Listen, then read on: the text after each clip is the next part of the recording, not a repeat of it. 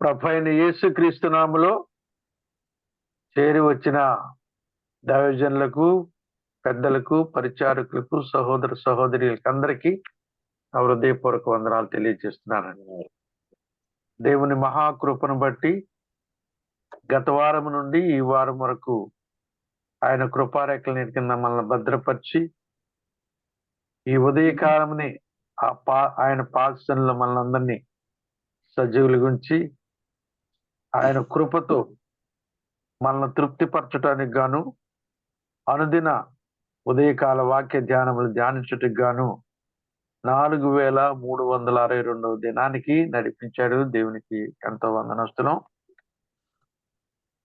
మరి దీన్ని కొనసాగించటానికి దేవుడు ఒక ప్రత్యేకమైన భారము, బాధ్యత మరి దైవజనులైన బర్నబాస్ అన్న గారి మీద పెట్టారు. ఆ రీతిగా నడిపించడానికి ఆయన చిత్తమునకు లోబడి కొనసాగించున్నందున వారికి కూడా వందనాలు తెలియజేస్తున్నాను. మరి ఈ దినమున ఈ కూడికను మనం ప్రారంభించుకుందాం. సహోదరులు రూఫస్ గారు మన మధ్య ఉన్నారు. ప్రారంభ ప్రార్థన చేస్తారు. ప్రార్థన చేసుకుందాం. ప్రేమగల పరిశుద్ధులైన తండ్రి, నమ్మకమైన దేవ, గతించిన రాత్రంతయు మీరు మమ్మల్ని కాపాడి భద్రపరిచి మంచి విశ్రాంతిని అనుగ్రహించి ఆయన ఈ యొక్క వేకుజామునే ప్రభా పరిశుద్ధమైనటువంటి మార్నింగ్ కాన్ఫరెన్స్ లో ప్రభా తండ్రి కలుసుకోవడానికి మీరు మాకు ఇచ్చినటువంటి ధన్యతను బట్టి మీకు ఎంతగానో వందనాలు, స్తోత్రాలు చెల్లిస్తున్నాం ప్రభా తండ్రి. గతించినటువంటి 11 మాసాలు మమ్మల్ని కాపాడి ప్రభా తండ్రి సంవత్సరాంతముకు వరకు ప్రభా తండ్రి మీ కన్నులు ఏ విధంగా మా పైన ఉంటాయో ప్రభా ఆ విధముగా తండ్రి మా పైన ఉంచి నేటి వరకు నడిపించినందుకు వందనాలు తండ్రి. ఈ ఉదయకాల సమయంలో మార్నింగ్ కాన్ఫరెన్స్ కొరకై చేరి వచ్చినటువంటి ప్రతి ప్రభా తండ్రి సోదరుని బట్టి ప్రభా దేవజనులను బట్టి మీకు వందనాలు చెల్లిస్తున్నాం. ఈ దినాన్ని మీరు మాకు ఆశీర్వాదకరంగా చేయమని ప్రార్థిస్తున్నాం ప్రభా తండ్రి. ఎంతో భారముతో తండ్రి పరిచర్య చేస్తున్నటువంటి బర్నబాసాలను జ్ఞాపకం చేసుకుంటాం ప్రభా తండ్రి. మీ దాసుని ప్రభా తండ్రి మీరు ఇంకను బలపరచమని ప్రార్థిస్తున్నాం ప్రభా. చేరి వచ్చిన ప్రతి బిడ్డను జ్ఞాపకం చేసుకునండి. ఈ దినమున ఎవరైతే ప్రభా తండ్రి మీ పక్షంగా నాయన ప్రభా తండ్రి అయినా వాక్యం అందించిన ఇంటున్నారో ప్రభా తండ్రి మీ దాసుని ప్రభా జోసెఫ్ గారిని మీరు బలపరచమని ప్రార్థిస్తున్నాం తండ్రి. ఆయన మా యొక్క జీవితాలకు అవసరమైన వాక్యాన్ని అనుగ్రహించండి. పాటలు పాడేటువంటి ప్రభా బిడ్డలు మీరు దీవించండి తండ్రి. పరిశుద్ధమైన దేవా ఈ దినాన్ని మీరు మాకు ఆశీర్వాదకరంగా చేయమని అన్ని విషయంలో మీకే స్తుతి, మహిమ, ఘనత, ప్రభావం చెల్లిస్తూ యేసు ప్రభు వారి శ్రేష్టమైనటువంటి నామంలో నిన్ను ప్రార్థించి వేడుకుంటున్నాము తండ్రి. ఆమెన్. ఆమేన్. చాలా వందనాలన్నా రూపసన చక్కగా ప్రార్థన చేసినందుకు. ఇప్పుడు పాట పాడి దేవుని మయంపరచడానికి గాను నియమితులైన సహోదరులు ఎం చంద్రయ్య అన్న గారు మన మధ్య ఉన్నారు. వారు పాట పాడి దేవుని మయంపరుస్తారు. అయ్యా అందరికి వందనాలు. వందనాలన్నా. సాధ్యమైతే మరి వీలైతే వీడియోలో ఉంటాం మంచిదన్నా, వీడియో ఓపెన్ చేసుకోవటం. 3 చరణాలు. ఎస్ అన్న.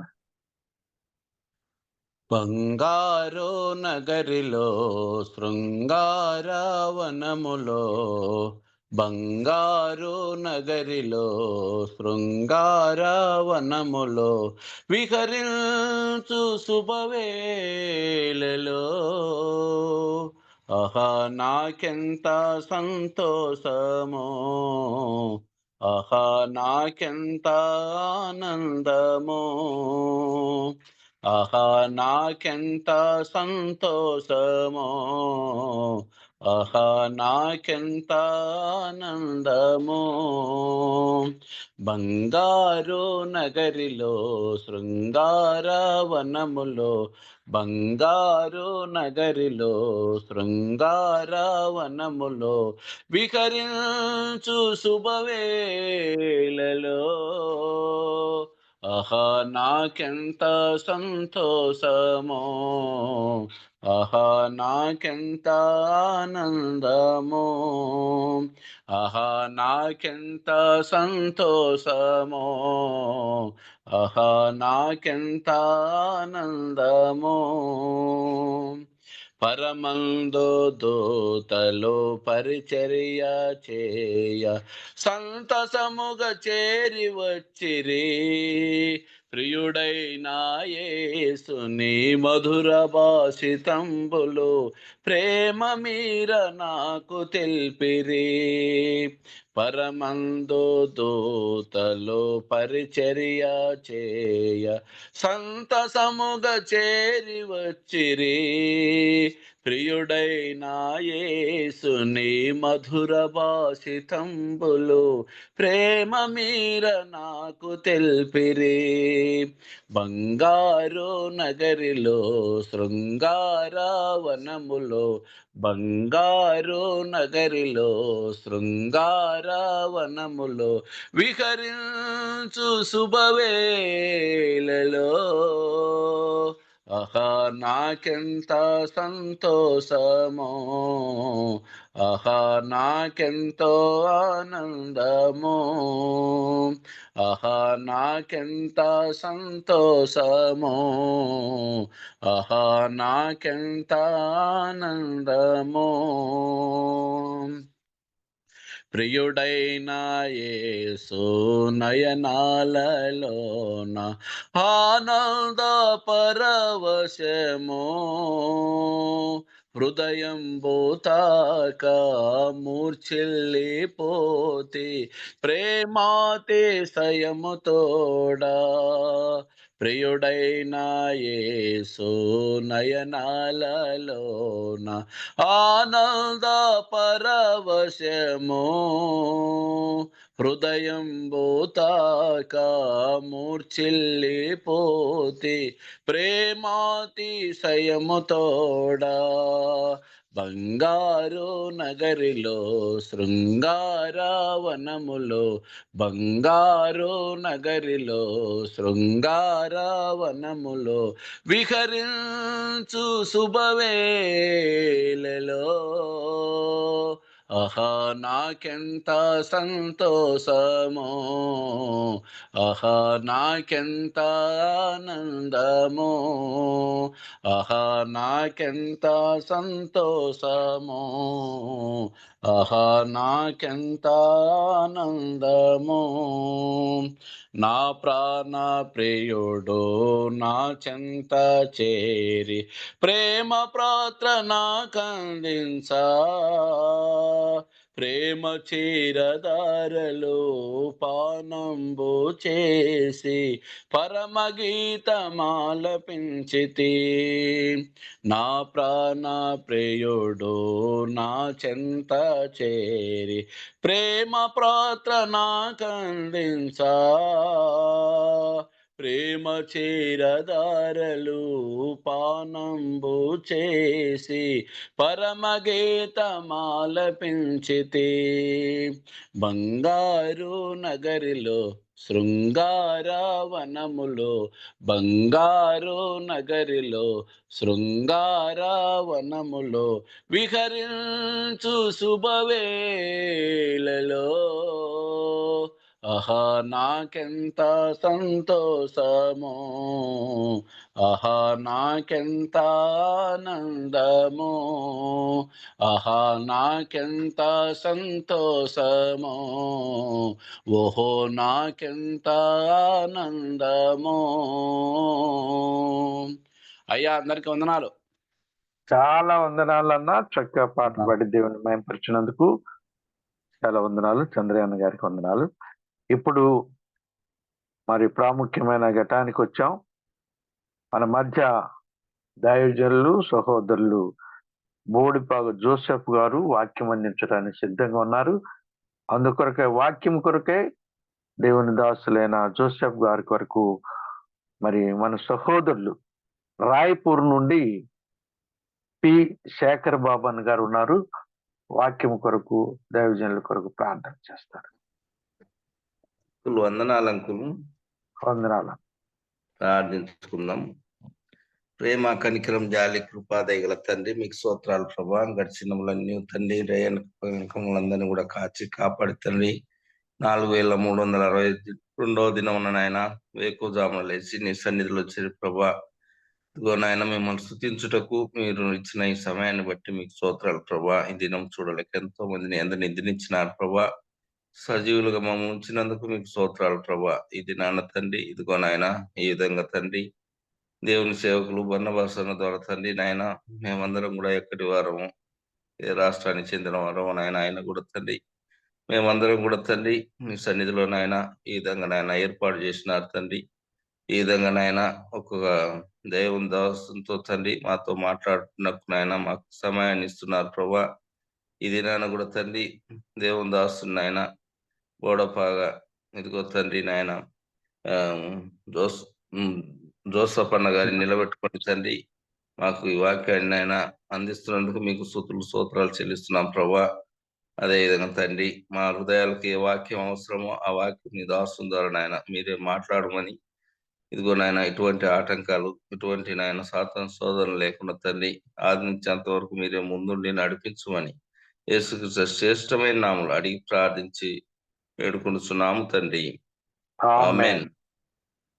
చాలా వందనాలన్నా, చక్కగా ప్రార్థన చేసినందుకు.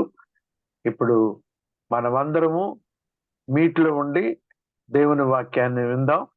దైవజనులైన బోడిపాగు జోసెఫ్ అన్న గారికి సమయాన్ని అప్పగిద్దాం. అన్నా, మీకు సఫిషియెంట్ సమయం ఉందన్నా 6 గంటల వరకు దేవుని వాక్యాన్ని పంచుకోవచ్చు. ఓవర్ టు జోసెఫ్ అన్న. వందనాలన్నా. మంచిది. మహిమగల దేవునికి మొదటిగా కృతజ్ఞతాస్తుతులు తెలియజేస్తూ ఈ ఉదయకాల సమయంలో ఆయా స్థలాల్లో నుండి దేవుని వాక్యం కోసం ఆశతో ఈ కాన్ఫరెన్స్ లో చేరి వచ్చిన మీ అందరికీ ప్రభువైన యేసుక్రీస్తు నామంలో నా హృదయపూర్వకమైన వందనాలు తెలియజేస్తున్నాను.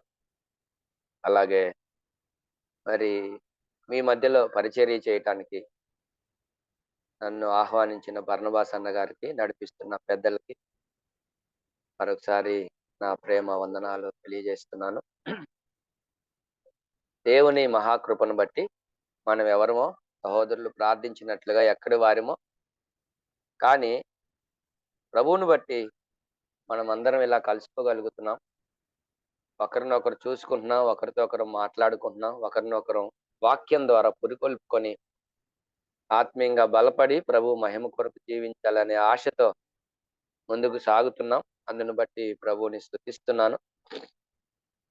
దేవుడు తన మహాకృపని, విశేషమైన కనికరాన్ని మన పట్ల చూపించి ఈ 2024 ప్రారంభం నుంచి ముగింపు వరకు ప్రతి పరిస్థితుల్లో ఆయన మనకు తోడుగా ఉండి మనల్ని నడిపిస్తున్నాడు. అందును బట్టి ప్రభువుని స్తుతిస్తూ మరికొద్ది దినాల్లో ఈ సంవత్సరాన్ని వదిలేసి నూతన సంవత్సరంలో మనం ప్రవేశించబోతా ఉన్నాం. అయితే దానికంటే ముందుగా ఒకసారి మనం దేవుని వాక్యం చేత దర్శించబడటం, దేవుని వాక్యం చేత హెచ్చరించబడటం, దేవుని వాక్యం చేత సరిచేయబడటం మనందరికీ ఎంతైనా అవసరం. మరి నిన్నటి దినాన అన్నగారు అడిగినప్పుడు కొంచెం షార్ట్ టైమే ఉంది, అయినా ప్రభు కృప చూపించారు. ఈరోజు మీతో పంచుకోవటానికి ప్రభు నాకు ఇచ్చిన తలంపుల్ని మీ మధ్యలో ఉంచాలని ఇష్టపడుతున్నాను. ఈరోజు మనం ధ్యానం చేసే సందేశం ఏంటంటే విజయవంతమైన క్రైస్తవ జీవితం లేదా ఫలవంతమైన క్రైస్తవ జీవితం. విజయవంతమైన లేదా ఫలవంతమైన క్రైస్తవ జీవితం. దానికి గాను 2 వచన భాగాలు మనం చదువుకుందాం. ఫిలిప్పీ పత్రిక 4వ అధ్యాయం. అపోస్తుడైన పౌలు ఫిలిప్పీలకు రాసిన పత్రిక 4వ అధ్యాయం 13వ వచనం. నన్ను బలపరచువాని యందే నేను సమస్తమును చేయగలను. నన్ను బలపరచువాని యందే నేను సమస్తమును చేయగలను. దానియేలు గ్రంథం 11వ అధ్యాయం. దానియేలు గ్రంథం 11వ అధ్యాయం 32వ వచనం. అందుకు అతడు ఇచ్చకపు మాటలు చెప్పి నిబంధనను అతిక్రమించు వారిని వశపరుచుకొనును. అయితే తమ దేవుని ఎరుగువారు బలము కలిగి గొప్ప కార్యములు చేసేదరు. నేను కూడా చిన్న మాట ప్రార్థన చేస్తాను. దయగల తండ్రి, పరిశుద్ధ దేవా, మిమ్మల్ని స్తుతిస్తున్నాం. మమ్మల్ని ప్రేమించి మమ్మల్ని వెదికి రక్షించి మీ బిడ్డలుగా చేస్తున్నారు. మేము ఆత్మీయంగా బలపడి మీకు సాక్షులుగా జీవించడానికి మీరు మాకు అనుగ్రహిస్తున్న అనేకమైన వనరులతో పాటు ఈ జూమ్ ను కూడా మాకు ఇచ్చినందుకై స్తోత్రాలు. మీ దాసులను నాయన ప్రేరేపించి అంతరంగంలో భారం ఉంచి ప్రతిరోజు ఒక సేవకుల ద్వారా వాక్యాన్ని వినిపించి అనేకులను బలపరచడానికి మీరు ఇచ్చిన ఈ మంచి ఆలోచనను బట్టి మిమ్మల్ని స్తుతిస్తూ ఈ ఉదయకాలం మేమందరం కలిసి మీ మాటలు ధ్యానం చేస్తుండగా మీరే మాతో మాట్లాడమని మాకు వివరించమని యేసుక్రీస్తు ప్రభు వారి శ్రేష్టమైన నామంలో ప్రార్థించుచున్నాము తండ్రి. ఆమేన్. ఆమేన్.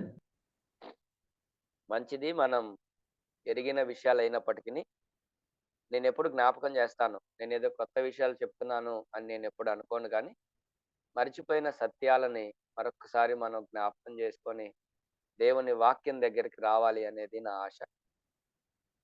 అనేక సార్లు కొన్ని స్థలాలకు వెళ్తా ఉన్నప్పుడు లేదా మనల్ని కొంతమంది కలుస్తా ఉన్నప్పుడు అనేక మంది వాళ్ళ అంతరంగంలో ఉన్నటువంటి ఆలోచనలను, భారాలని పంచుకుంటా ఉంటారు. ఏంటంటే బ్రదర్, నాకు పరిశుద్ధంగా జీవించాలని ఆశ ఉంది కానీ చేత కావట్లేదు. బ్రదర్, నాకు ప్రేమించాలని ఉంది కానీ ఎందుకు అందరినీ ప్రేమించలేకపోతున్నా. నాకు పరిచర్య చేయాలని ఉంది కానీ నేను చేయలేకపోతున్నాను. నేను యథార్థంగా జీవించాలనుకుంటున్నాను కానీ జీవించలేకపోతున్నాను. ఇలాగున అనేక సందర్భాలలో వారి యొక్క నిస్సహాయతను వ్యక్తపరచడం అనేది గమనించినప్పుడు, నేను కూడా అనేక పరిస్థితుల మధ్యలోంచి వెళ్తూ ఉన్నప్పుడు ముఖ్యంగా నన్ను బలపరిచినటువంటి, నన్ను ప్రేరేపించినటువంటి సందేశం ఇది. అలాగే అనేక మంది ఈ సందేశం ద్వారా కొంచెం బలపడి ధైర్యం తెచ్చుకొని ప్రభు కొరకు జీవించగలిగారు.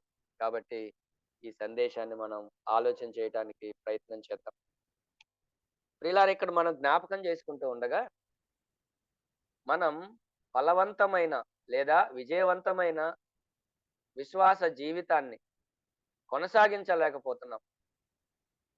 కొన్నిసార్లు మనం ఓడిపోతున్నాం, కొన్నిసార్లు మనం పడిపోతున్నాం, కొన్నిసార్లు మనం బలహీనులం అవుతున్నాం, కొన్నిసార్లు మనం భక్తిహీనులం అయిపోతున్నాం. ఆత్మీయంగా అనుకున్న స్థాయిలో మనం ఉండలేకపోతున్నాం. ఇలా చెప్పాలనుకుంటున్నాను, మనలో చాలా మంది ప్రభువుని ప్రేమించే వారిమే, పరిచర్య చేసేవారిమే, ప్రభు కొరకు జీవించే వారిమే కానీ దేవుని అంచనాలను అందుకోలేకపోతున్నాం. దేవునికి ఒక ఎక్స్పెక్టేషన్ ఉంది మన పట్ల, అక్కడికి మనం చేరుకోలేకపోతున్నాం. ఆ విధంగా మనం జీవించలేకపోతున్నాం. అది ఎప్పుడు సాధ్యమవుతుందో, ఎలా సాధ్యమవుతుందో ఈరోజు మనం ఆలోచన చేద్దాం. భక్తుడైన పౌలు జీవితాన్ని గురించి మనం చదువుకున్నాం. ఆయన స్టేట్మెంట్, నన్ను బలపరచువాని అందే నేను సమస్తము చేయగలను. I can do anything or everything అన్నాడు ఆయన. నేను ఏదైనా చేయగలను అన్నాడు. అయితే ఎప్పుడు అంటే నన్ను బలపరిచినప్పుడు, దేవుడు నన్ను బలపరిచినప్పుడు. అలాగే దానియేలు గ్రంథం చదువుకున్నాం కదా. దానియేలు కూడా ఏం చెప్పాడంటే 11:32లో, తమ దేవుణ్ణి ఎరుగువారు బలము కలిగి గొప్ప కార్యాలు చేస్తారు. మనందరం దేవుణ్ణి ఎరుగుదుము, కానీ మనం బలహీనులుగా ఉన్నాం. మనం అందరం దేవుణ్ణి నమ్మిన వారమే, కానీ మనం గొప్ప కార్యాలు చేయలేకపోతున్నాం. అలాగైతే ఈరోజు మనం ఆత్మీయంగా బలపడి బలవంతమైన లేదా విజయవంతమైన మన విశ్వాస జీవితాన్ని కొనసాగించడానికి మనకున్నటువంటి వనరులేంటో, మనకున్న సోర్స్ ఏంటో దేవుని వాక్యంలో నుంచి మనం ఆలోచన చేద్దాం. మొట్టమొదటిగా మనం ఫలవంతమైన లేదా విజయవంతమైన క్రైస్తవ జీవితాన్ని లేదా విశ్వాస జీవితాన్ని మనం కొనసాగించటానికి మనకున్న ప్రాథమికమైన వనరు, మనకున్నటువంటి సోర్స్ ఏంటయ్యా అంటే దేవుని కృప. దేవుని కృప ద్వారా మాత్రమే మనం బలపరచబడగలం. దేవుని కృప ద్వారా మాత్రమే మనం ప్రభు కొరకు జీవించగలం, ప్రభువుకు సాక్షులుగా జీవించగలం. ప్రభు ఆశించిన స్థాయికి మనం చేరుకోగలం. మీ అందరికీ తెలియందేం కాదు, బైబిల్ గ్రంథంలో ఒకవేళ చాలా సందేశాలు, చాలా సబ్జెక్టులు ఉంటాయి కానీ ముందు వరుసలో నిలబడవలసి వస్తే దేవుని కృపే ఉంటుందేమో అనిపిస్తుంది నాకు. ఎందుకయ్యా అంటే మనం రక్షించబడాలంటే దానికి కారణం దేవుని కృపే. మనం రక్షించబడిన తర్వాత మన రక్షణను కొనసాగించుకుంటూ అంతం వరకు ప్రభు కొరకు విశ్వాస జీవితంలో మనం జీవించాలంటే దానికి కావాల్సింది దేవుని కృపే. మనం ఏమన్నా చెప్పుకోనివ్వండి, వితౌట్ గ్రేస్, కృప లేకుండా మనం ఏమీ చేయలేము. కాబట్టి ఈ ఉదయకాల సమయంలో దేవుని కృపచేత మనం బలపరచబడాలి. అపోస్తుడైన పౌలు తిమోతికి రాస్తూ ఇలా చెప్తున్నాడు. తిమోతికి రాసిన 2వ పత్రిక 2వ అధ్యాయం. పౌలు తిమోతికి రాసిన 2వ పత్రిక 2వ అధ్యాయం 1వ వచనం చదువుదామా? నా కుమారుడా, క్రీస్తు యేసునందున్న కృపచేత బలవంతుడవు కమ్ము. మనం ఫలవంతమైన జీవితాన్ని లేదా విజయవంతమైన జీవితాన్ని జీవించడానికి మనకి బలం కావాలి. మనకి బలం కావాలి. ఈ బలం ఎలా వస్తుందయ్యా అంటే ఇది ఆత్మ బలం. ఈ బలం ఎలా వస్తుందయ్యా అంటే దేవుని కృపచేత. అందుకనే పౌలు గారు చెప్తున్నాడు, నా కుమారుడువైన తిమోతి, దేవుని కృపచేత నువ్వు బలవంతుడు కావాలి. దేవుని కృపచేత నువ్వు బలవంతుడు కావాలి. అలాగైతే ప్రియమైన వారలారా,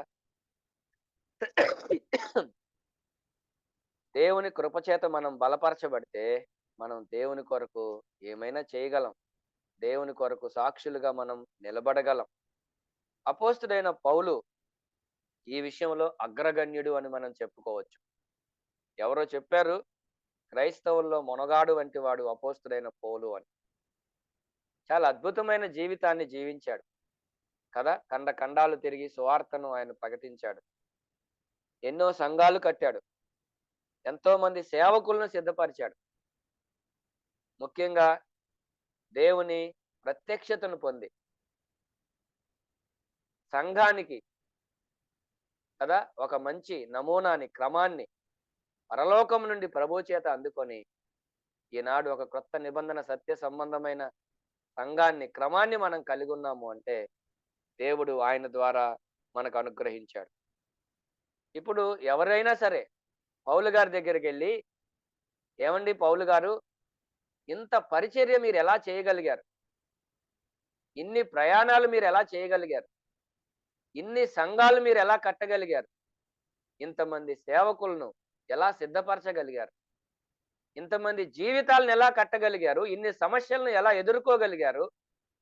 ఇన్ని వ్యతిరేకతల్లో తట్టుకొని ఎలా నిలబడగలిగారు అంటే ఆయన ఇచ్చే సమాధానం ఏంటయ్యా అంటే కొరింథీయులకు రాసిన మొదటి పత్రిక 15వ అధ్యాయం. కొరింథీయులకు రాసిన మొదటి పత్రిక 15వ అధ్యాయం 10వ వచనం. అయినను నేనేమై ఉన్నానో అది దేవుని కృప వలనే అయ్యున్నాను. నేనేమై ఉన్నానో అది దేవుని కృప వలనే అయ్యున్నాను.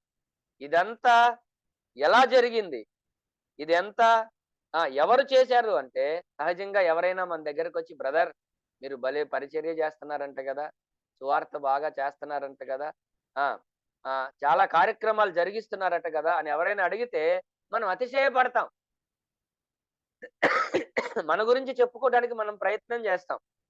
కానీ పౌలు గారు చూడండి, మరలా చదువుతున్నాను 15:10 కొరింథీ మొదటి పత్రిక 15:10. అయినను నేనేమై ఉన్నానో అది దేవుని కృప వలనే అయ్యున్నాను, మరియు నాకు అనుగ్రహింపబడిన ఆయన కృప నిష్ఫలము కాలేదు గాని వారందరికంటే నేను ఎక్కువగా ప్రయాసపడ్డాను. నాకు తెలిసి అపోస్తుడైన పౌలు పడినంత ప్రయాస నూతన నిబంధనలో ప్రభువు కాకుండా మానవుల్లో ఇంకెవరు లేరండి. ప్రభువుతో ఎవరు సాటి రారు. అయితే మనం మనుషుల్లో చూసుకుంటే యేసు ప్రభు శిష్యుల కంటే మించి ఆయన ప్రయాసపడ్డాడు. అయితే ఇంకో మాట వెంటనే చెప్తున్నాడు, ప్రయాసపడినది నేను కాను, నాకు తోడయ్యున్న దేవుని కృపయే. దేవుని కృపయే. అలాగైతే ప్రియులారా, ఇక్కడ మనం ఆలోచన చేస్తా ఉండగా కొన్నిసార్లు మనం కొంతమంది గురించి మాట్లాడుకుంటా ఉంటాం. ఆ బ్రదర్ అలా చేస్తున్నాడు, ఈ సిస్టర్ ఇలా చేస్తున్నారు, ఆ సంఘస్థులు బాగున్నారు, ఈ సంఘస్థులు బలంగా ఉన్నారు. కొంతమంది గురించి మనం మాట్లాడుకుంటా ఉంటాం. కొన్నిసార్లు ఆశ్చర్యం వేస్తది, వాళ్ళు ఎలా చేయగలుగుతున్నారు అని. అయితే దీనంతటికి పౌలు గారిచ్చే సమాధానం ఏంటయ్యా అంటే, దేవుని కృప. దేవుని కృప. అలాగైతే దేవుని కృప చేత మనం బలపరచబడితే మనం ఏమైనా చేయగలం. అయితే ఇక్కడ మనం ఆలోచించాల్సిన అత్యంత ప్రాముఖ్యమైన విషయం ఏంటంటే, పౌలు గారు ఇక్కడ ఏం చెప్తున్నాడంటే, నాకు అనుగ్రహింపబడిన దేవుని కృప నిష్ఫలము కాలేదు. కృప అందరికీ అందుబాటులో ఉంది. కృప అందరికీ అనుగ్రహింపబడుతుంది. కొంతమంది ఏమో ఆ కృప ద్వారా ఫలవంతులంగా జీవిస్తున్నారు. కొంతమంది ఏమో దేవుని కృపను నిష్ఫలం చేస్తున్నారు. అంటే దేవుని కృపను వినియోగించుకోలేకపోతున్నారు. మరలా జ్ఞాపకం చేస్తున్నాను, దేవుని కృప అందరికీ అనుగ్రహించబడుతుంది, అందరికీ అందుబాటులో ఉంటుంది. కానీ కొందరు మాత్రమే దేవుని కృపను సరిగా వాడుకొని దేవుని కృప చేత బలపడి దేవుని కొరకు జీవిస్తున్నారు. అలాగైతే ఇక్కడ నేను 3 మాటలు చెప్పాలనుకుంటున్నాను. నంబర్ 1, దేవుని కృపను పొందిన వారిమే, రక్షించబడిన ప్రతి ఒక్కరిమే. అయితే దేవుని కృపకు మనలను మనం అప్పగించుకోవాలి. సబ్మిషన్ అంటారు. అపోస్తలుల కార్యముల గ్రంథం 15వ అధ్యాయం. అపోస్తలుల కార్యముల గ్రంథం 15వ అధ్యాయం 40వ వచనం. అపోస్తలుల కార్యముల గ్రంథం 15:40. పౌలు శీలను ఏర్పరచుకొని సహోదరుల చేత ప్రభువు కృపకు అప్పగింపబడిన వాడై బయలుదేరి సంఘములను స్థిరపరచుచు సిరియా కిలికియా దేశముల ద్వారా సంచారము చేయుచుండెను.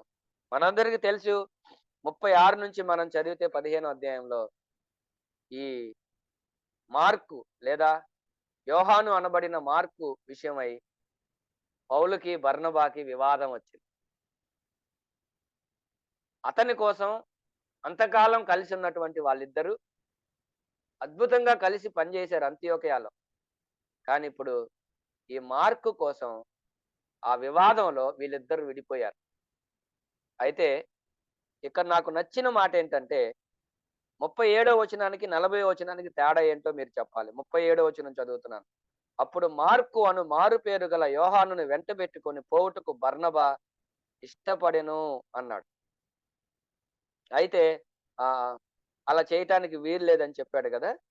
ఆ తర్వాత 39 చదువుతాను. వారిలో తీవ్రమైన వాదము కలిగినందున వారు ఒకనిని ఒకడు విడిచి వేరైపోయిరి. బర్నబా మార్కును వెంటబెట్టుకొని ఓడ ఎక్కి కుప్రకు వెళ్ళెను. 39లో బర్నబా మార్కుని వెంటబెట్టుకొని ఓడ ఎక్కి కుప్రకు వెళ్ళెను. 40వ వచనంలో పౌలు శీలను ఏర్పరచుకొని సహోదరుల చేత ప్రభువు కృపకు అప్పగింపబడిన వాడై బయలుదేరి. ఏంటి 39కి 40కి తేడా? బర్నబా మార్కుని వెంటబెట్టుకొని వెళ్ళాడు, పౌలు శీలను వెంటబెట్టుకొని వెళ్ళాడు. కానీ వీళ్ళిద్దరి దగ్గర మనం చూసేది ఏంటి చెప్పండి వ్యత్యాసం? ప్రభు కృపకు అప్పగింపబడిన వారు. కాబట్టి బర్నబాని నేను తక్కువ చేయట్లేదు, కానీ బర్నబా యోగ్యుడు, ఆత్మీయుడు. అయితే ఇక్కడ మనకు అర్థం కావాల్సిన విషయం ఏంటయ్యా అంటే, ఆయన వెళ్ళిపోయాడు, అక్కడ మనకి ఆయన కృపకు అప్పగించుకున్నట్లుగా లేదు. కానీ పౌలు గారి జీవితంలో ప్రత్యేకంగా రాయబడిన మాట ఏంటంటే, సహోదరుల చేత, అంటే సంఘం ద్వారా వెళ్ళాడు. రెండవది దేవుని కృపకు అప్పగించుకున్నాడు. సరే, నేను త్వరగా వెళ్తున్నాను, ఇక్కడ నిలబడితే సమయం సరిపోదు.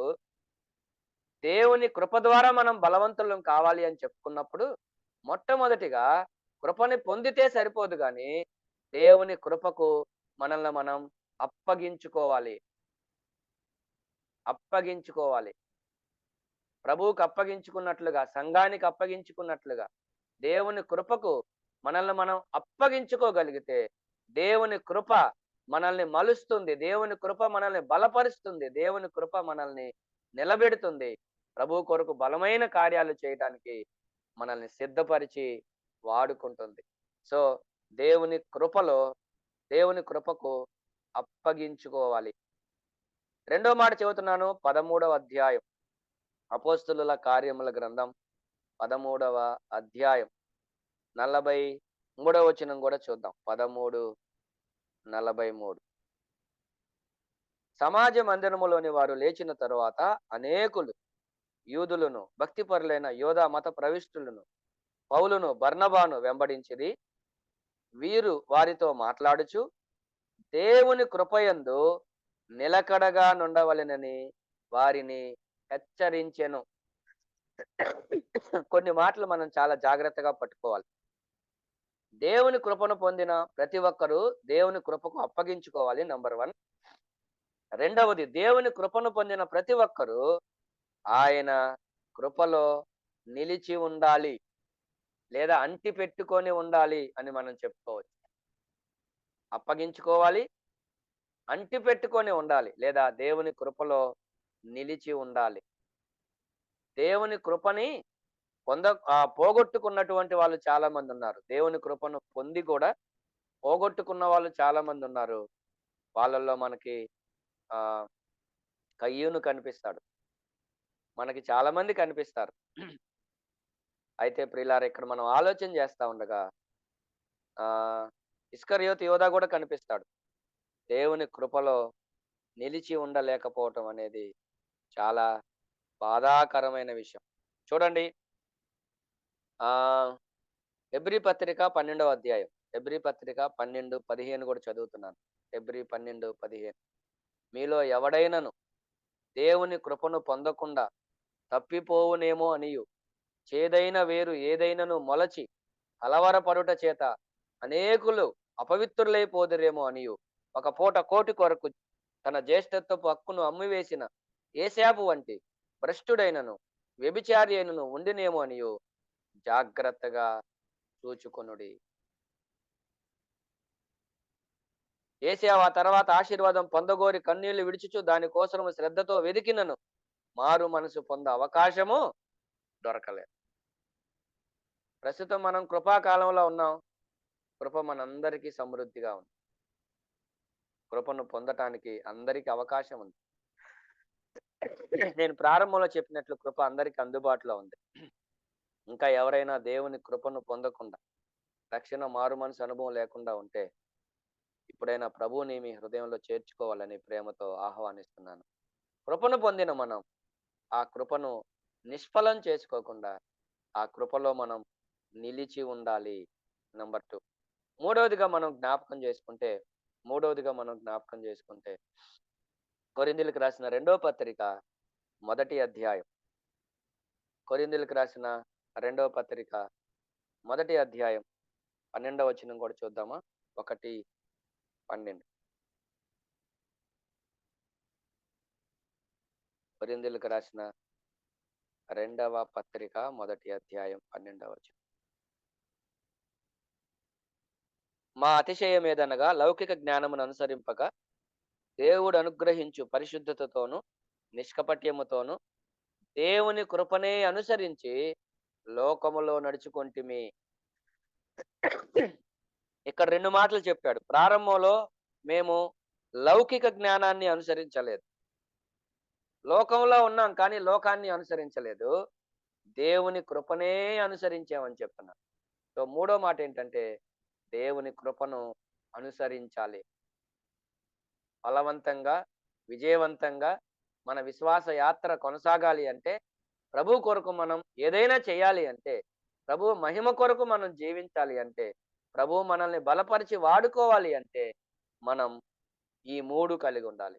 1 అప్పగించుకోవాలి, 2 అంటిపెట్టుకోవాలి, 3 అనుసరించాలి దేవుని కృపను. ఇప్పుడు మనం ఇలా ప్రశ్నించుకొని ముందుకెళ్దాం. ఇంతకీ దేవుడు తన కృపని ఎవరికి ఇస్తాడు? కృపనిస్తేనే కదా మనం అప్పగించుకోగలం ఆ కృపకి. కృపని అనుగ్రహిస్తేనే కదా మనం ఆ కృపని అంటిపెట్టుకొని ఉండగలం. కృప అనుగ్రహింపబడితేనే కదా ఆ కృపను అనుసరించగలం. అలాగైతే దేవుడు ఎవరికిస్తాడు కృపని? అందరికి ఇస్తాడా? స్పందించండి ఎవరైనా.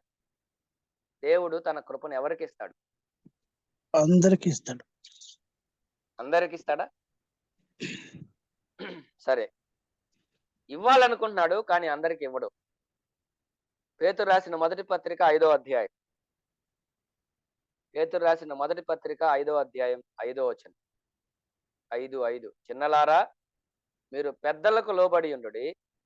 మీరందరూ ఎదుటివాని ఎడల దీన మనసు అను వస్త్రము ధరించుకొని మిమ్మును అలంకరించుకొనుడి. దేవుడు అహంకారులను ఎదిరించి దీనులకు కృపనిస్తాడు. అహంకారం ఉంటే, గర్వం ఉంటే అలాంటి వారికి దేవుని కృప అందుబాటులో ఉండదు. అందుబాటులో ఉంటుంది కానీ అనుగ్రహింపబడదు. దేవుడు అహంకారులను ఎదిరించి దీనులకు తన కృపనిస్తాడట. నేను ఏమైనా చేయగలను అనుకుంటే దేవుడు అలాంటి వాళ్ళని పక్కన పెడతాడండి. నాకు చదువు ఉంది, నాకు తెలివి ఉంది, నాకు డబ్బులున్నాయి, నాకు నా వాళ్ళు సపోర్ట్ ఉన్నారు, ఇలాంటి శరీర సంబంధమైన దృక్పథంతో మనం ముందుకు వెళ్తే గనక కొంత దూరం వెళ్ళొచ్చేమో గాని తర్వాత దేవుడు పక్కన పెడతాడు. కొన్ని కార్యాలు చేయొచ్చేమో గాని కొన్ని చేయలేం. కొన్ని సందర్భాల్లో నిలబడలేం. మోషే నేను చేయగలను అనుకున్నాడు. ఇలా చెప్పాలనుకుంటున్నాను, మరి మీకు ఎలా అర్థమవుతుందో కొంచెం అర్థం చేసుకోవడానికి ప్రయత్నం చేయండి. మోషే నేను ఏమైనా చేయగలను, ఏదో ఒకటి చేసి నా ప్రజలను విడిపించగలను అనుకున్నప్పుడు దేవుడు అతన్ని సింహాసనం మీద నుంచి లేదా ఐగుప్తులో నుంచి అరణ్యంలోకి విసిరివేశాడు చెప్పాలని. 40 సంవత్సరాలు అరణ్యంలో ఉన్న తర్వాత, గొర్రెలతో తిరిగిన తర్వాత అప్పుడు ఆయనకి దీనత్వం వచ్చింది. అప్పుడు దేవుడు ప్రత్యక్షమైతే అంటాడు, ప్రభువా నా వల్ల కాదయ్యా, నేను చేయలేనయ్యా. ఐఎమ్ నథింగ్ అంటే ఎస్ ఐ వాంట్ యూ అంటాడు ఆయన. ఐఎమ్ సంథింగ్ అంటే ఆయన పట్టించుకోడు, పక్కన పెట్టేస్తాడు. ఐఎమ్ సంథింగ్ అనుకున్నప్పుడు మోషేని దేవుడు ఐగుప్తు నుంచి అరణ్యానికి పంపించాడు. ఐఎమ్ నథింగ్ అన్నప్పుడు అరణ్యంలోంచి మరలా ఐగుప్తుగా తీసుకొని వచ్చి ఫరో ఎదుట నిలబెట్టి ప్రజల కోసం నాయకుడిగా నిలబెట్టి ఇశ్రాయేలీలను మోషే ద్వారా దేవుడు విడిపించి అద్భుతంగా వారిని కనాను నడిపించిన విధానం మనందరికీ తెలుసు. కాబట్టి ప్రియమైన వారలారా, ఇక్కడ మనం ఆలోచన చేస్తా ఉండగా మనందరికీ కావాల్సింది ఏంటయ్యా అంటే దీన మనస్సు. ఎందుకు మనం ఆత్మీయంగా బలపడలేకపోతున్నాం? ఎందుకు మనం ప్రభువు కొరకు సాక్షులుగా జీవించలేకపోతున్నాం? ఎందుకు మన ద్వారా ఏమీ జరగట్లేదు? ఎందుకు మన ద్వారా ఆత్మలు రక్షించబడట్లేదు? ఎందుకు మన ద్వారా సంఘాలు కట్టబడట్లేదు? ఎందుకు మన ద్వారా వ్యక్తుల యొక్క జీవితాలు, కుటుంబాలు కట్టబడట్లేదు? ఎందుకు మన చుట్టూ ఉన్న సమాజాన్ని మనం సంస్కరించలేకపోతున్నాం, ప్రభావితం చేయలేకపోతున్నాం? అంటే ఇక్కడ మనకు అర్థం కావాల్సింది ఏంటయ్యా అంటే మనం దేవుని కృపచేత బలవంతులమైతే తప్ప మనం ఏం చేయలేం.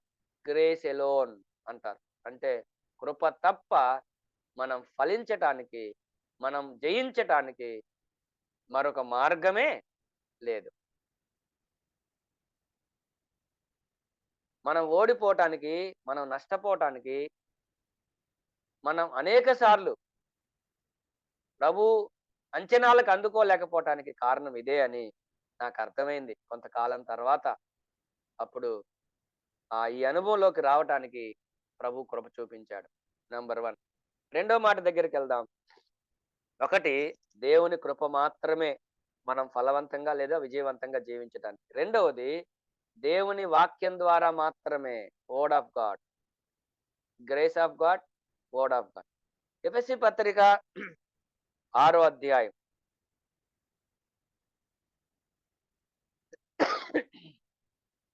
ఎఫెసీ పత్రిక 6:10 చదువుతున్నాను చూడండి. 6వ అధ్యాయం 10వ వచనం. తుదకు ప్రభు యొక్క మహాశక్తిని బట్టి ఆయన యందు బలవంతులయ్యుండుడి. 13వ వచనం కూడా చదువుతున్నాను. ఎఫెసీ 6:13.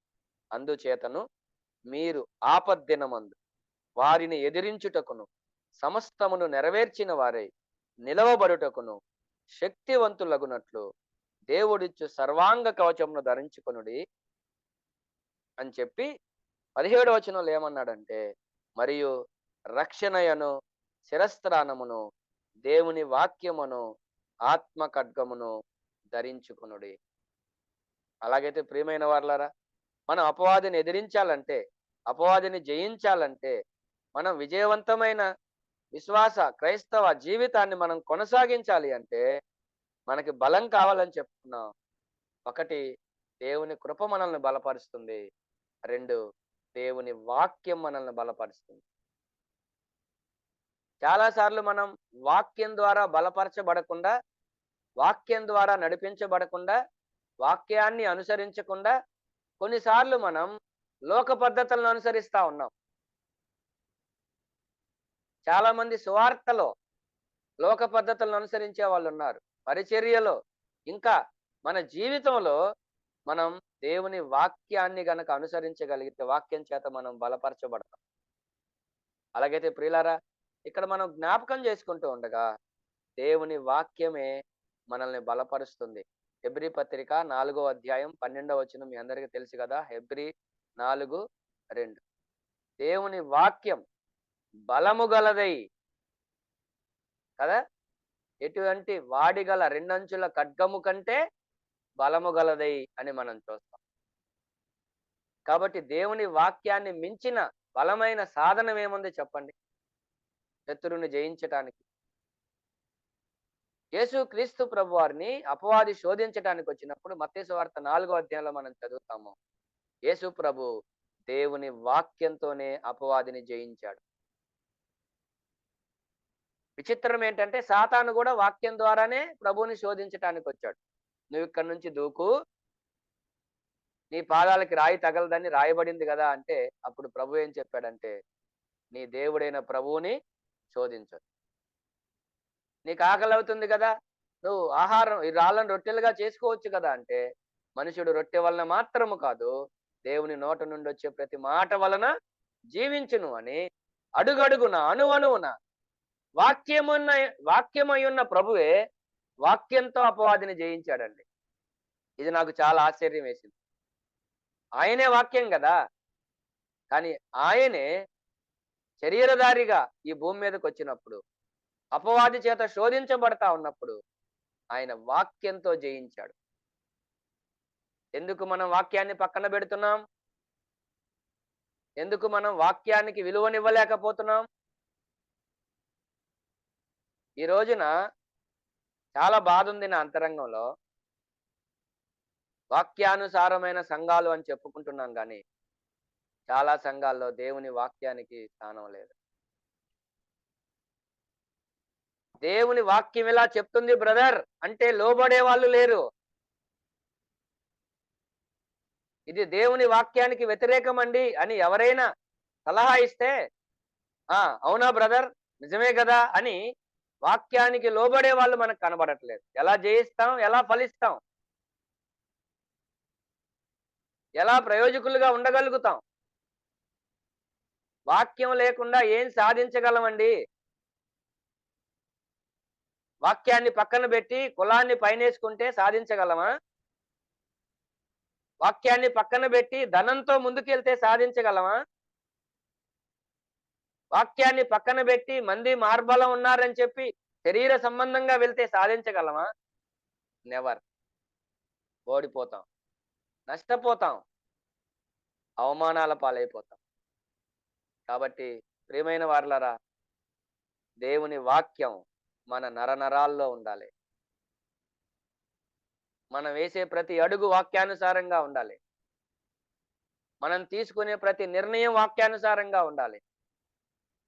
మన సంఘంలో జరిగే ప్రతి కార్యక్రమం ఎవరైనా వచ్చి చూస్తే ఎస్ ఇది వాక్యానుసారంగా ఉందని చెప్పగలగాలి. విచిత్రం ఏంటంటే, నన్ను క్షమించండి ఇలా అంటున్నందుకు, కొంతమంది వాక్యం కంటే వ్యక్తులను ఎక్కువ చేస్తున్నారు.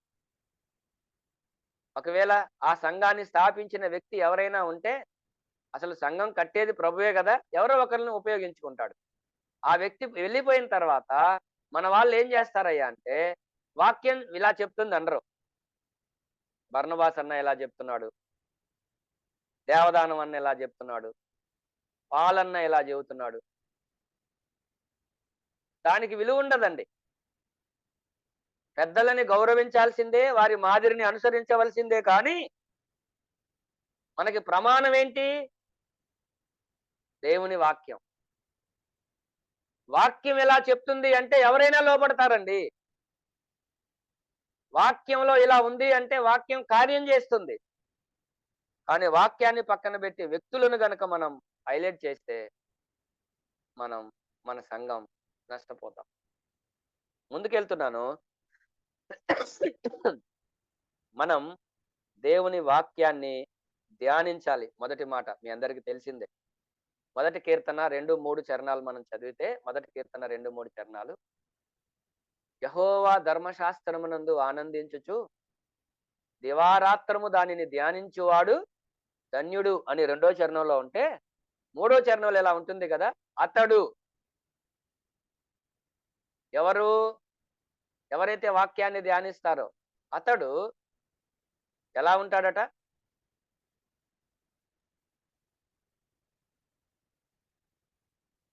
ఆకు వాడక తన కాలం ముందు ఫలం ఇచ్చు చెట్టు వలె. ఆకు వాడక తన కాలమందు ఫలమిచ్చు చెట్టు వలె ఉంటాడు. అలాగైతే ఫలించటానికి మనకున్న మరొక వనరు ఏంటయ్యా అంటే దేవుని వాక్యం. ఆ తర్వాత అదే చరణంలో కింద ఉంటది, అతడు చేయునదంతయు సఫలమగును. ఎందుకు మనం చేసేది సఫలం అవ్వట్లేదు? ఎందుకు మనం విఫలమవుతున్నామంటే, ఎక్కడో వాక్యంలో నుంచి మనం పక్కకి వెళ్ళిపోయాం. వాక్య ప్రమాణాల నుంచి ఎక్కడో తప్పిపోయాం. అంటే నాది ఇక్కడ ఉన్న ఈ కాన్ఫరెన్స్ లో ఉన్న అనేక మంది కంటే చిన్న అనుభవమే కానీ, నేను దాదాపుగా 22 సంవత్సరాలైంది ప్రభువుని నమ్ముకొని. 22 years. 17 years అయింది కంప్లీట్ గా పరిచర్యకు వచ్చి. ఈ నా చిన్న అనుభవంలో నేను అనేక మందిని చూస్తూ వచ్చాను. అనేక మంది వ్యక్తిత్వాలని గమనిస్తూ వచ్చాను. కొన్నిసార్లు నేను కూడా చాలా బాధపడ్డాను. దేవుని వాక్యం ఎలా చెప్తుంది అంటే లోబడకుండా ఎదిరించిన వాళ్ళు చాలా మంది.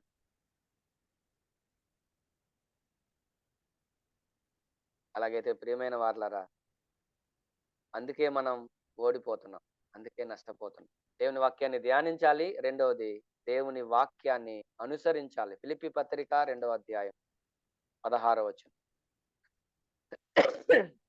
ఫిలిప్పీ పత్రిక 2వ అధ్యాయం 16వ వచనం. అట్టి జనము మధ్య మీరు జీవవాక్యమును చేతపట్టుకొని లోకమందు జ్యోతుల వలె కనబడుచున్నారు. వాక్యాన్ని చేతపట్టుకోవటం అంటే బైబిల్ చేతిలో పట్టుకొని తిరగటమా? వాక్యానుసారంగా జీవించడం. చేతులు మన పనులను చూపిస్తున్నాయి కదా. వాక్యాన్ని అనుసరించాలి. మనం వాక్యాన్ని ధ్యానించాలి. దివారాత్రులు వాక్యాన్ని అనుసరించాలి ఎల్లప్పుడూ. అలాగూ మనం చేయగలిగినప్పుడు ప్రియులారా, మన జీవితం అద్భుతంగా ఉంటుంది. యేసుక్రీస్తు ప్రభువారు ఈ భూమి మీదకి వచ్చినప్పుడు శాస్త్రులు పరిసయ్యులతో చాలా వాదించాడు. యోహాను సువార్త మీరు చదివితే, అంటే చదవలేదని కాదు, మీరు గమనిస్తే చాలా వివాదం జరిగింది యేసు ప్రభువుకను శాస్త్రులు పరిసయ్యులకి. వాళ్ళతో ఆయన మాట్లాడుతూ ఇలా అన్నాడు. నాకు భలే ఆశ్చర్యం వేసింది. చూడండి, యోహాను సువార్త 8వ అధ్యాయం. యోహాను సువార్త 8వ అధ్యాయం. ఎందుకు ఆయన మాటికి వాళ్ళతో వాదించాడు? ఎందుకు వాళ్ళని విమర్శించాడు? ఎందుకు వాళ్ళని వ్యతిరేకించాడు అంటే రీజన్ ఒక్కటే. 8:37, మీరు అబ్రహాము సంతానమని నాకు తెలియను, అయినను మీలో నా వాక్యమునకు చోటు లేదు. There is no space word of God. దేవుని పిల్లలే గాని దేవుని వాక్యానికి అనేక మంది హృదయాల్లో అనేక మంది మనసుల్లో చోటు లేదు. ఎంత బాధాకరం, ఎంత దుఃఖకరం. అనేక మంది ఇచ్చే సలహాలకి మన మనసుల్లో, హృదయాల్లో చోటుంది. దేవుని వాక్యానికి చోటు లేకపోవటం ఏంటండి? ఇది చాలా విడ్డూరంగా ఉంది. వారు మాట్లాడితే దేవుడు మా తండ్రి అంటారు, అబ్రహాము మా తండ్రి అంటారు.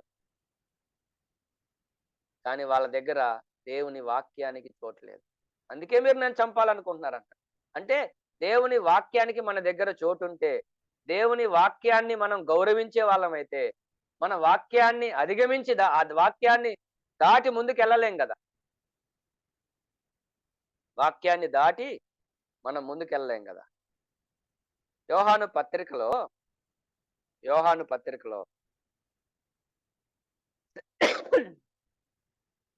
యోహాను భలే రాస్తాడండి.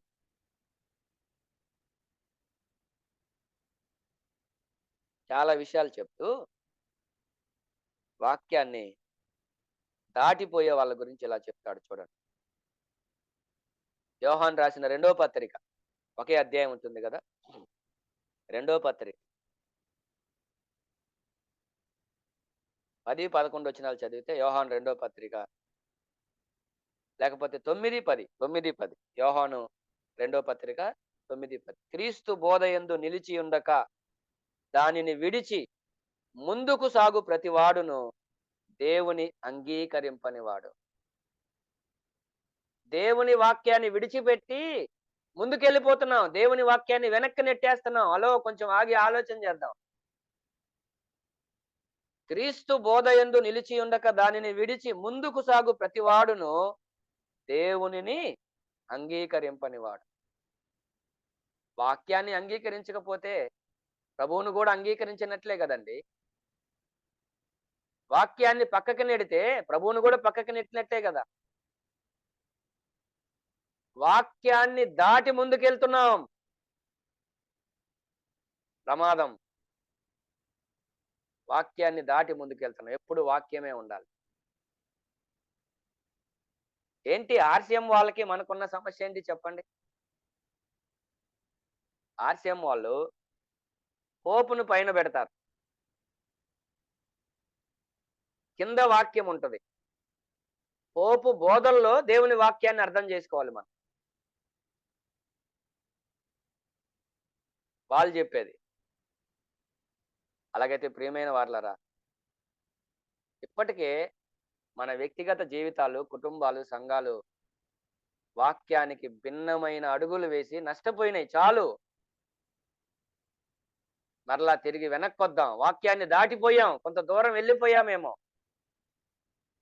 బ్యాక్ టు ద బైబుల్ అని చాలా కాలం క్రితం ఒక ప్రోగ్రామ్ ని కండక్ట్ చేశారు. బైబుల్ని దాటి చాలా మంది వెళ్ళిపోయారు, మళ్ళా వెనక్కి రండి, వాక్యం దగ్గరికి రండి, కమ్ బ్యాక్, వాక్యం దగ్గరికి వద్దాం. అలాగైతే ప్రియమైన వారలారా, ఇక్కడ మనం జ్ఞాపకం చేసుకుంటూ ఉండగా, దేవుని వాక్యాన్ని మించిన శక్తి కలిగిన ఆయుధం ఈ భూమి మీద ఏది లేదు. మొదటిది దేవుని కృప, రెండవది దేవుని వాక్యం, మూడవది వివరించండి కానీ చెప్పేసి ముగిస్తాను. మూడవది దేవుని ఆత్మ ద్వారా మాత్రమే మనం ఫలవంతమైన లేదా విజయవంతమైన జీవితాన్ని జీవించగలం. దేవుని ఆత్మ ద్వారా మాత్రమే. అపోస్తలుల కార్యముల గ్రంథం 1వ అధ్యాయం 8వ వచనం చదివితే ఇలా ఉంటుంది, చూద్దాం ఒకసారి. అపోస్తలుల కార్యముల గ్రంథం 1:8. అయినను పరిశుద్ధాత్మ మీ మీదకి వచ్చినప్పుడు మీరు శక్తి నొందెదరు గనుక మీరు యెరూషలేములోను యోదయ సమరయ దేశముల యందంతటను బోధిగంతముల వరకు నాకు సాక్షులై ఉన్నారు. దేవుని ఆత్మ ద్వారా మనము బలపరచబడకపోతే మనం ఏమీ చేయలేం. మనందరికీ తెలుసు, ఒకటి, మనం పరిశుద్ధాత్మను ఎలా పొందుతాము. ఎఫెసీ 1:13. మీరందరూ వాక్యం ఎరిగిన వాళ్ళు కనుక నేను వివరించట్లేదు. ఎప్పుడైతే సువార్త వింటామో, ఎప్పుడైతే విశ్వాసం ఉంచుతామో, అప్పుడే దేవుని ఆత్మ చేత మనం ముద్రించబడతాం. దానికోసం మరలా మనం కనిపెట్టడం, ఉపవాసం ఉండటం, అభిషేకించబడిన వాళ్ళు ఎవరు తల మీద చేయి పెట్టడం, ఇలాంటివేం చెయ్యక్కర్లా. పరిశుద్ధాత్మను గురించి ఒక చిన్న బుక్ ఆ మధ్య చాలా గలిబిలి జరుగుతూ ఉంటే దాని గురించి కూడా ఒక చిన్న బుక్ రాయటం జరిగింది. ఒకవేళ మీకు ఎవరికైనా కావాలంటే తర్వాత మీరు ఆ, సంప్రదించవచ్చు. తప్పకుండా నేను మీకు అది అందిస్తాను. చాలా గలిబిలి ఉంది ఈ రోజు. అలాగైతే ఆ 1:13 ఎఫెసీ 1:13 ప్రకారం మనం దేవుని వాక్యం విని విశ్వాసం ఉంచితే ఆత్మచేత ముద్రించబడతాం. ఎఫెసీ 4:30 ప్రకారం విమోచన దినం వరకు మనం భద్రపరచబడి ఒకసారి పరిశుద్ధాత్మ చేత మనం ముద్రించబడిన తర్వాత ఇక మరలా పోవటం రావటం ఉండదు. పాత నిబంధనలో అలా ఉంది. కానీ ఒకసారి ప్రభు పరిశుద్ధాత్మను మనలోనికి వస్తే మనం విమోచించబడే వరకు మనలోనే ఉంటాడు. కాకపోతే పాపం చేస్తే దుఃఖపడతాడు, కానీ ఆయన మనల్ని వదిలేసి వెళ్ళడు. అలాగైతే అయితే ఇక్కడ ఒక మాట చెప్పాలి మీకు. ఆత్మను పొందాము. ఆత్మని పొందటం అనేది ఒక్కసారి మాత్రమే జరిగేది. ప్రభువునందు విశ్వాసం ఉంచి రక్షించబడిన ప్రతి వ్యక్తి పరిశుద్ధాత్మను పొందిన వారే. అయితే ఆత్మ పూర్ణులయుండుడి అనే మాట మనం చూస్తాం ఎఫెసీ పత్రిక 5:18. అంటే ఆత్మ చేత నింపబడటం అనేది ప్రతిరోజు జరిగేది, ప్రతిసారి మాటి మాటికి జరిగేది. ఆత్మని పొందటం వేరు, ఆత్మతో నింపబడి మనం ముందుకు సాగటం వేరు. ఈ ఆత్మ పూర్ణులయుండుడి అనే దగ్గర మనం ఎలా అర్థం చేసుకోవాలి దీన్ని అంటే, దేవుని ఆత్మ స్వాధీనంలో ఉండటం, కంట్రోల్డ్ బై హోలీ స్పిరిట్ అంటారు. పరిశుద్ధాత్మ చేత నియంత్రించబడటం. అలాగైతే నాకు టైం లేదు కానీ ఇక్కడ నిలబడటానికి, నిజంగా మనం దేవుని ఆత్మ చేత నడిపించబడుతున్నామా? ఒక వచ్చిన భాగాన్ని చదివి నేను ముగించడానికి ప్రయత్నం చేస్తాను. పౌలు గారి పరిచర్య లేదా భక్తులు ఎవరు చేసినా సరే వాళ్ళ పరిచర్య ఎందుకు అంత అద్భుతంగా ఉంది అంటే కారణాలు మనం చూస్తాం. చూడండి, అపోస్తుల కార్యముల గ్రంథం 16వ అధ్యాయం. అపోస్తుల కార్యముల గ్రంథం 16వ అధ్యాయం 6వ వచనాన్ని చదువుతున్నాను. ఆసియాలో వాక్యము చెప్పకూడదని పరిశుద్ధాత్మ వారిని ఆటంకపరిచినందున. ఎప్పుడైనా ఉందా మనకి ఎక్స్పీరియన్స్? దేవుని వాక్యం కొన్నిసార్లు కొన్ని స్థలాల్లో చెప్పకుండా దేవుడు వాళ్ళని ఆపాడు. పరిశుద్ధాత్ముడు ఆటంకపరిచాడంట. 7వ వచనం 6 అలాగే కొనసాగుతూ చదువుదాం. వారిని ఆటంకపరిచాడు. వారు పృగియా గలతియా ప్రదేశముల ద్వారా వెళ్ళిరి. ఉసియా దగ్గరకు వచ్చి బితూనియాకు వెళ్ళుటకు ప్రయత్నము చేసిరి, కానీ యేసు యొక్క ఆత్మ వారిని వెళ్ళనివ్వలేదు. ఆసియాలో వాక్యం చెప్పనివ్వలేదు, బితూనియాకు వెళ్ళనివ్వలేదు. ఎలా అర్థమైంది వాళ్ళకి? మనకు అర్థమవుతుందా ఈ రోజుల్లో? బయట వాళ్ళేమో ఆత్మ ఆత్మ ఆత్మ అని వాక్యాన్ని నిర్లక్ష్యం చేశారు. మనమేమో వాక్యం వాక్యం వాక్యం అని పరిశుద్ధాత్మ యొక్క నడిపింపుని, పరిశుద్ధాత్మని యొక్క గైడెన్స్ ని కోల్పోతున్నామేమో. కొంచెం ఆలోచన చేస్తారని చెప్తున్నాను. మనం చెప్పగలమా ప్రభు యొక్క ఆత్మ నన్ను నడిపించాడు, ఈ పరిచర్యకి ఇలా నడిపిస్తున్నాడు అని? మరి ఏం చేయాలి? ఆసియాలో వాక్యం చెప్పనివ్వలేదు, బితూనియాకి వెళ్దామంటే వెళ్ళనివ్వలేదు. అంటే వాడు దేవుని ఆత్మ స్వాధీనాన్ని దాటి వెళ్ళలేదు ఎక్కడికి. బహుశా ప్రార్థన చేసి ఉంటారు. ప్రార్థన చేస్తే ప్రభు వాళ్ళతో మాట్లాడి మాసిదోనియా దేశానికి వెళ్ళమన్నాడు. 10వ వచనం. మాసిదోనియాకి వెళ్ళారు. అద్భుతమైన పరిచర్య జరిగింది. అనతి కాలంలోనే అక్కడ సంఘం కట్టబడింది. ఫిలిప్పీకి వెళ్ళారు కదా. అక్కడ ఫిలిప్పీకి వెళ్తే మొట్టమొదటిగా లూదియా రక్షించబడింది. ఆ తర్వాత పుతోనోను దయ్యం పట్టిన అమ్మాయి రక్షించబడింది. ఆ తర్వాత చెరసాల అధికారి రక్షించబడ్డాడు. అద్భుతంగా పని జరిగింది. మరి ఎందుకని మన జీవితాల్లో మన ద్వారా అలా జరగట్లేదు అంటే, దేవుని ఆత్మ ద్వారా నడిపించబడి మనం పరిచర్య చేస్తున్నామా, లేక మన శరీరాన్ని అనుసరించి మనం చేస్తున్నాం? రోమపత్రిక 8వ అధ్యాయంలో ఆత్మానుసారులు శరీరానుసారులు అని చెప్పి వాళ్ళ గురించిన వివరాలు చెప్తాడు కదా. ఇప్పుడు నేను అటువైపు వెళ్ళట్లేదు. ఆత్మానుసారులు అంటే అర్థం ఏంటి? శరీరానుసారులు అంటే అర్థం ఏంటి? చెప్పండి, ముగించుకుందాం. తెలియదని కాదు, జస్ట్ జ్ఞాపకం చేస్తారండి అంతే. ఏంటి ఆత్మానుసారులు అంటే? What is the meaning? శరీరానుసారులు అంటే ఏంటి? ఆత్మతో నింపబడిన వారు ఆత్మానుసారులు, శరీరంతో నింపబడిన వారు శరీరానుసారులు. Very good. శరీరాన్ని అనుసరించి నడిచేవారు వెరీ శరీరానుసారులు. గుడ్. Very good. ఇది నాకు కావాల్సింది. శరీరానుసారులు అంటే శరీరాన్ని అనుసరించే వాళ్ళు, ఆత్మానుసారులు అంటే ఆత్మని అనుసరించేవాళ్ళు. మరి ఇప్పుడు మన పరిస్థితి ఏంటి? What about me and you? అలాగైతే నా సందేశాన్ని ముగిస్తున్నాను.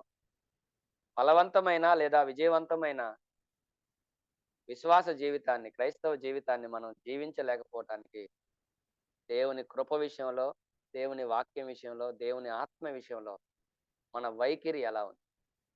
కృప చేత బలపడాలి, వాక్యం చేత బలపడాలి, ఆత్మ చేత బలపడి మనం ముందుకెళ్తే అద్భుతంగా పరిచర్య జరుగుతుంది, ప్రభువుకి మహిమ కలుగుతుంది.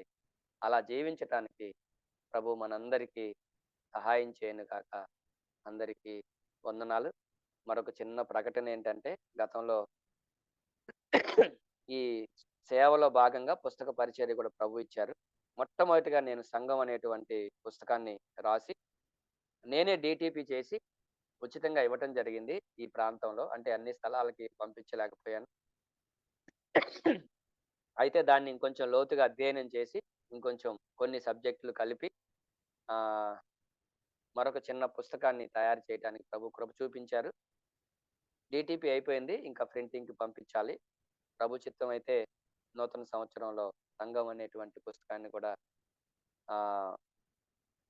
అందుబాటులోకి తేవాలనుకుంటున్నాం. దాని తర్వాత ఇంకా ఉన్నాయి, చాలా ఉన్నాయి. వాటన్నిటి కొరకు కూడా ప్రయత్నం చేస్తున్నాను. మరి కొంచెం ప్రభు ఈ విషయాల్లో నన్ను బలపరిచి పుస్తక పరిచర్య ద్వారా కూడా అనేకులకు ప్రయోజనకరమైన పాత్రగా వాడుకొనలాగున, అలాగే నా చిన్న పరిచర్యలో ప్రభు నన్ను బలపరిచి చెప్పటం ఈజీయే కానీ జీవించడం చాలా కష్టం, అది మనందరికీ తెలుసు. కాబట్టి నాకు చెప్పటం కంటే జీవించటం ఇష్టం, దానికోసమే ప్రయత్నం చేస్తున్నాను. సో నా కోసం కూడా ప్రార్థన చేయాలని మా పరిచర్య కోసం మనం చేస్తున్నాను. అందరికీ చాలా వందనాలన్నా. ఈ ఉదయకాలమున చక్కని తలంపులు దేవుడు మన మధ్యలో తీసుకొచ్చినందుకు, విజయవంతమైన లేదా ఫలవంతమైన క్రైస్తవ జీవితానికి కావాల్సిన రీతిలో మరి వాక్యము ద్వారానే వచ్చిన వారిని దేవుని కృప చేతనే బలపరిచినందుకు మీకు చాలా వందనాలన్నా. కాబట్టి మనల్ని బలపరచువాని అందే మనం సమస్తం చేస్తూ మరి ఆయనకి ఇష్టమైన రీతిలో జీవిస్తూ ఆయనకు లోబడి దీనులమై ఉంటే ఆయన కృప చేత మనల్ని నింపి బలపరిచి వాడుకునే దేవుడిగా మనకు కనపడుతున్నాడు. అన్న 3 మాటలు, చక్కని మాటలు చెప్పారు. అప్పగింపబడాలని, దేవుని కృపకు మనం అప్పగించుకుంటే దేవుడు చక్కగా వాడుకుంటారు. బలమైన కార్యాలు అల్పులమైన మన ద్వారా చేస్తాడు. రెండవది, దేవుని కృపయందు మనం నిలకడగా ఉండాలి. నిలిచినప్పుడు, ఆయన నంటి పెట్టుకున్నప్పుడు దేవుడు మనల్ని చక్కగా బలపరుస్తాడు, వాడుకుంటాడు. ఆ తరువాత అనుసరించాలి. అప్పగించబడిన దాన్ని అంటిపెట్టుకుని జీవిస్తూ అనుసరిస్తే అప్పుడు మనం గొప్ప ప్రయోజనాన్ని మనం పొందుతాం, ఆయన కృపను పొందుతాం. అలాగ పొందిన వారిలో చాలా మంది కనపడుతున్నారు. దేవుని సేవ ఆయన కృప ద్వారానే జరుగుతుందని అపోస్తలుడు పౌలు చేసిన కార్యాలు చూస్తే గొప్ప కార్యాలు. మరి ఆయన వాక్యాన్ని, మరి సజీవమైన వాక్యాన్ని కూడా మనం అనుసరించాలని, ఆత్మచేత బలపరచబడాలని అనేక వాక్యాలు మనకు చూపించారు. ఇవన్నీ చెప్పడానికి మరి అన్న చెప్పారు కాబట్టి మరలా అని చెప్పనవసరం లేదు. కాబట్టి మనం ఆత్మ ద్వారా ఈ అంత్య దినాల్లో బలపరచబడుతూ ఆత్మ కార్యాలు చేయడం ఎంతైనా మంచిది.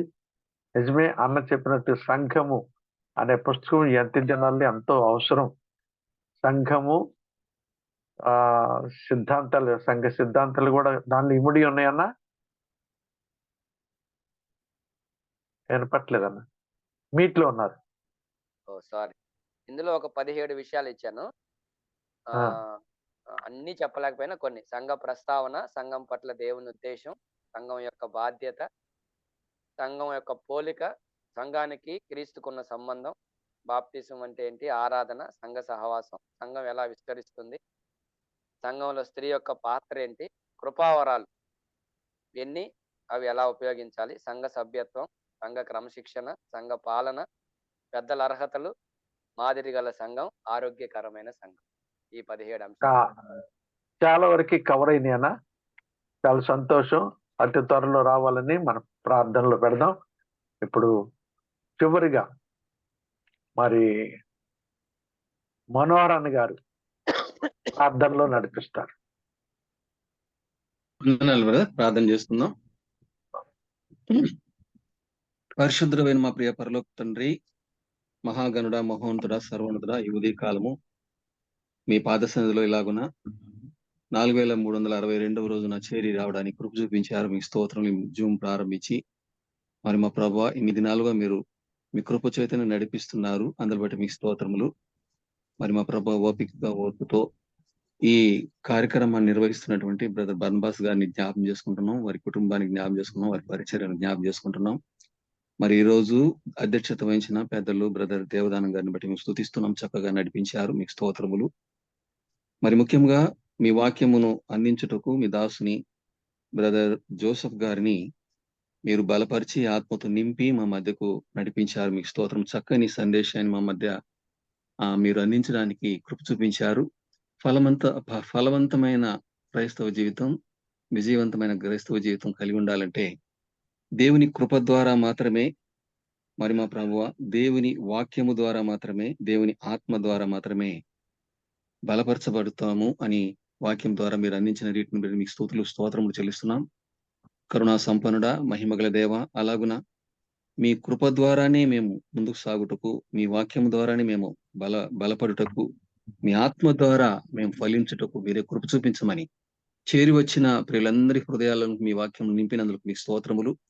మరి మా ప్రియులు రాసినటువంటి ఆ గ్రంథం కూడా మా ప్రభువా మీరే కృప చూపించి విడుదల కృప చూపించి వేడుకుంటున్నాం. కరుణా సంపన్నుడా, మీరు చేసిన మేలన్నింటిని బట్టి మీకు స్తోత్రం. ఈ కూడికలో ప్రార్థన చేసిన వారు, పాట పాడిన వారిని మీ కృపాసలకు అప్పగిస్తున్నాం. అన్నిటా మీరుండి చక్కగా నడిపించినందుకు మీకు స్తోత్రములు. మీ కృపగల హస్తానికి అప్పగించుకుని దైనందిన జీవితంలో మేము కొనసాగుతూ ఉండగా సహాయము చేయమని, మీరు అక్కడి వరకు మమ్మల్ని బలపరచమని, మీరు అక్కడి వరకు మా విశ్వాసాన్ని స్థిరపరచమని, మిమ్మల్ని ఎదుర్కొంటూ సిద్ధపరచమని మా ప్రాణప్రేంట యేసుక్రీస్తు పరిశుద్ధ నామములో స్తుతులు, స్తోత్రములు, వందనములు చెల్లించి ప్రార్థించి అడిగి వేడుకుంటున్నాము పరలోకమందున్న మా పరమ తండ్రి. ఆమేన్. మనోరన్న చాలా వందనాలన్నా, చక్కగా ముగింపు ప్రార్థన చేసినందుకు.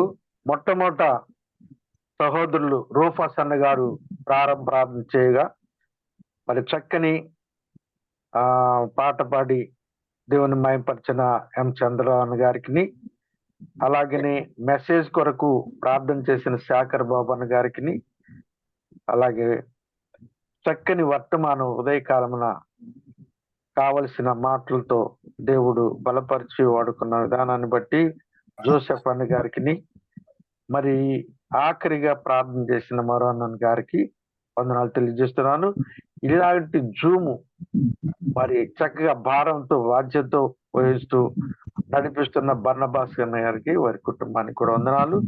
మనమందరూ వారి కొరకు ప్రార్థన చేయాలని కూడా మనం చేస్తున్నాం.